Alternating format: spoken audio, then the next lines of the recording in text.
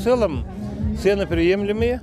Ярмарка, выставка, если она проводится, мы всегда раньше было, сегодня будет, ставим условия, чтобы была как бы ярмарочная скидка.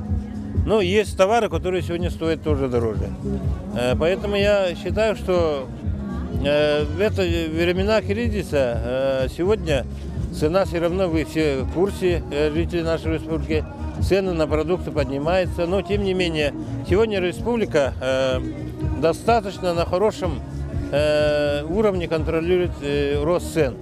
Ну, ценопада большого не будет, увеличения большого не будет. Ну, можно сказать, что у нас все стабильно. Ну, наша задача агропромышленного комплекса – это обеспечить достаточно большим объемом жителей городов. То есть, начиная с Якутска, это город Мирный, город Ленск, город Алдан, город Нерюнгри.